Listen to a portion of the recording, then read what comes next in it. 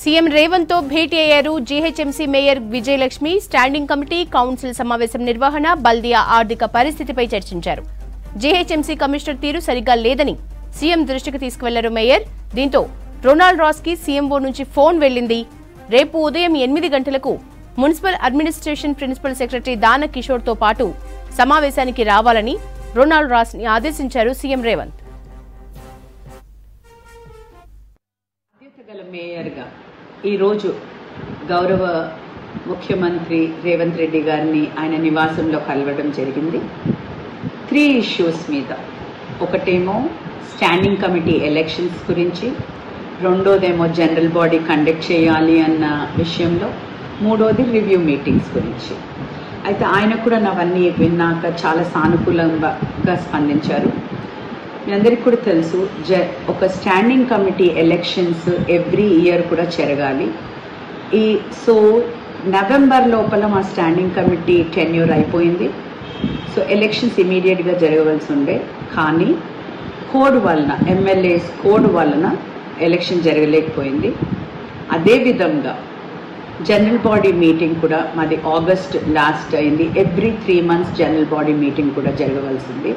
అయితే ఇప్పటి వరకు 5 months కూడా అయిపోయింది, జనరల్ బాడీ మీటింగ్ జరగలేదు.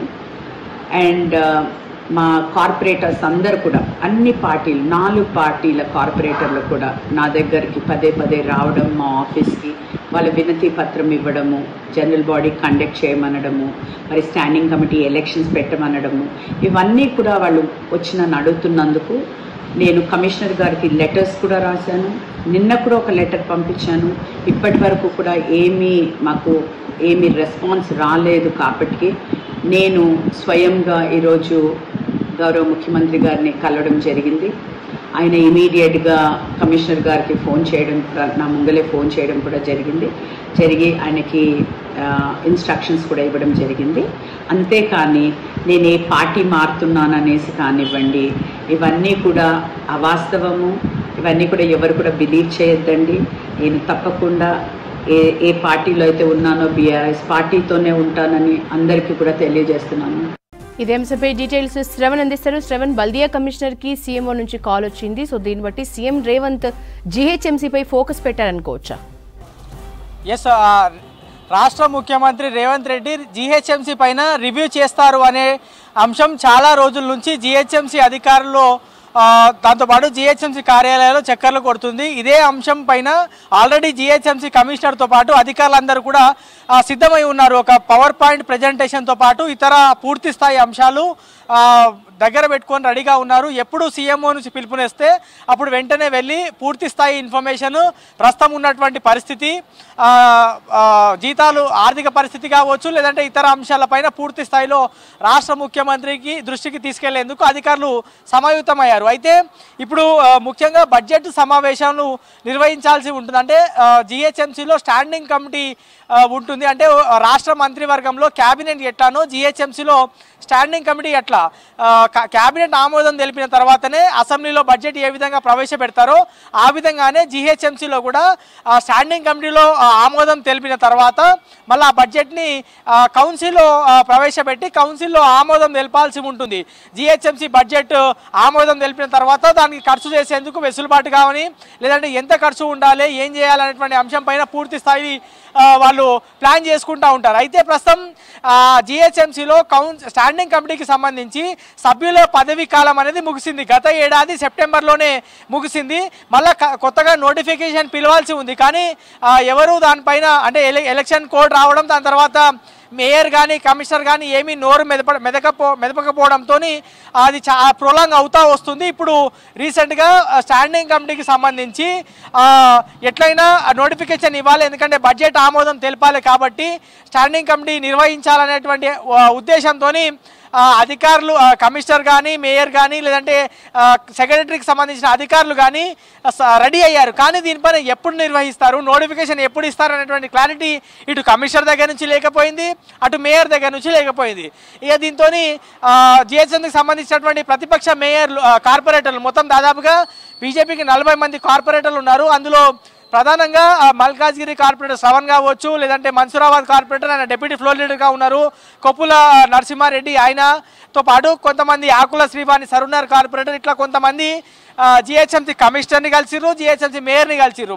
స్టాండింగ్ కమిటీ పెట్టండి, కౌన్సిల్ సమావేశం నిర్వహించండి, ప్రజలకు ఉన్నటువంటి సమస్యలు చర్చించేందుకు ఒక వేదిక కావాలి. హైదరాబాద్లో వీధి కుక్కల బెడద ఎక్కువైంది, ప్రాపర్టీ ట్యాక్స్ కలెక్షన్ ఎక్కువైంది, కానీ డెవలప్మెంట్ ఏమీ లేకుండా పోయింది. కార్పొరేటర్లకు ప్రత్యేకంగా నిధులు ఇవ్వట్లేదు, జిహెచ్ఎంసీ ఆర్థికంగా అప్పుల్లో కూరుకుపోయింది, డెప్యుటేషన్ మీద వచ్చినటువంటి అధికారులు ఇక్కడనే తిష్ట వేస్తారు, అవినీతి చాలా పేరుకుపోయింది. చాలామంది గత ప్రభుత్వంలో మంత్రులు ఎవరైతే మున్సిపల్ మంత్రి ఉన్నారో కేటీఆర్, ఆయనకు దగ్గరగా ఉన్నటువంటి అధికారులకే కీలకమైనటువంటి శాఖలు కావచ్చు డెప్యుటేషన్ ఇచ్చి కొనసాగిస్తున్నారు. వాళ్ళందరి మీద కూడా చర్చించాల్సినటువంటి అవసరం ఉందని చాలామంది కార్పొరేటర్లు అడిగినప్పటికీ కమిషనర్ దగ్గర నుంచి కానీ మేయర్ దగ్గర నుంచి కానీ ఎట్లాంటి రెస్పాన్స్ రాలేదు. సో నిన్న బీజేపీకి సంబంధించిన మల్కాజ్గిరి కార్పొరేటర్ శ్రవణ్ ఆయన ఏకంగా హైకోర్టులో రిట్ పిటిషన్ దాఖలు చేశారు. కౌన్సిల్ సమావేశం నిర్వహించలేదు, ప్రజల సమస్యల మీద చర్చించేందుకు ఏకంగా కోర్టుకు వెళ్తున్నానని ఆయన చెప్పారు. సో ఆయన చెప్పిన తర్వాత బీఆర్ఎస్కి సంబంధించినటువంటి కార్పొరేటర్లు కూడా రిట్ పిటిషన్ చేసేందుకు సిద్ధమైనట్లుగా మనకు ఉన్నటువంటి సమాచారం. సో ఇవన్నీ ఒకవైపు జరుగుతూ ఉన్నాయి. మేయర్తో పాటు కమిషనర్కి కోఆర్డినేషన్ లేకపోవడం, ఇద్దరి మధ్యలో సరిగ్గా మాటలు లేకపోవడం, వాళ్ళిద్దరి మధ్యలో రిలేషన్ గ్యాప్ రావడంతో, అంటే మేయర్కి కమిషనర్కి సరిగ్గా పడకపోవడంతో మిగతా ఏవైతే ప్రజలకు న్యాయం జరగాలో అది జరగట్లేదు, ప్రజల సమస్యల మీద చర్చ జరగాలో అది జరగట్లేదు అనేటువంటి అంశం అన్ని వార్తల్లో వచ్చిన దాని తర్వాత కార్పొరేటర్లు కూడా ఇదే అంశాన్ని ప్రస్తావించారు. అయితే ఇప్పుడు ఉదయం ఈరోజు దాదాపుగా 12 గంటలకు హైదరాబాద్ మేయర్ గద్వాల్ విజయలక్ష్మి రాష్ట్ర ముఖ్యమంత్రి రేవంత్ రెడ్డి ఇంటికి వెళ్ళి ఆయనను కలిశారు. స్టాండింగ్ కమిటీ ఎట్లా చేయాలి, కౌన్సిల్ సమావేశం ఎప్పుడు నిర్వహిస్తారు, అండ్ బడ్జెట్ ఏ విధంగా ఉంటుంది, దాంతోపాటు ఇతర ఆర్థిక పరిస్థితి జిహెచ్ఎంసీ దాదాపుగా 6 నుంచి 7 వేల కోట్ల అప్పుల్లో కూరుకుపోయింది.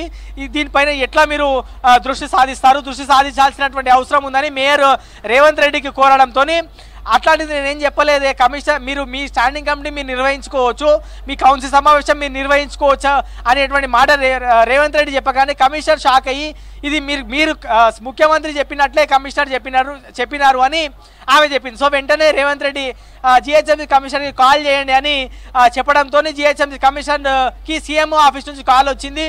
వెంటనే రేపు ఉదయం 8 గంటలకు మున్సిపల్ శాఖ ప్రిన్సిపల్ సెక్రటరీకి సంబంధించిన దానకిషోర్, దాంతోపాటు జిహెచ్ఎంసీ కమిషనర్ రొనాల్డ్ రాస్ వీళ్ళిద్దరిని రేపు ఉదయం 8 గంటలకు సమావేశానికి రావాలని చెప్పారు. సో వాళ్ళతో రేపు ఉదయం ఏం చర్చించబోతున్నారు, జిహెచ్ఎంసీ ఆర్థిక పరిస్థితి, జిహెచ్ఎంసీకి గత ప్రభుత్వం ఇస్తున్నటువంటి నిధులు, ప్రస్తుతం ఉన్నటువంటి పూర్తి స్థాయి పరిస్థితి, ఉద్యోగులు ఎంతమంది, చేస్తున్నటువంటి పనులు ఎన్ని, పెండింగ్లో ఉన్నటువంటి పనులు ఎన్ని, ఇట్లా అన్ని అంశాలపైన కూడా రొనాల్డ్ రోస్ పూర్తి స్థాయిలో డాటా తీసుకొని వెళ్ళేటువంటి అవకాశం ఉంది. కానీ ఏ విధమైనటువంటి చర్చ జరగబోతుంది, రేపు ఏమేమి ప్రశ్నలు రేవంత్ రెడ్డి అడుగుతారు, ఏమేమి సమాధానాలు రొనాల్డ్ రోస్ ఇవ్వబోతున్నారు అనేటువంటి అంశం ఆసక్తికరంగా మారింది. ఎందుకంటే జిహెచ్ఎంసీ పరిధిలో 1 కోటి మందికి పైగా జనాభా ఉంటుంది. రాష్ట్ర రాజధాని, దాంతోపాటు శివారు కలెక్టరేట్ పరిస్థితి, అంటే హైదరాబాద్, రంగారెడ్డి, సంగారెడ్డి, మేడ్చల్ ఇట్లా 4 కలెక్టర్లకు సంబంధించి కొంత పాటు మొత్తం కూడా జిహెచ్ఎంసీ పరిధిలోకి వస్తుంది.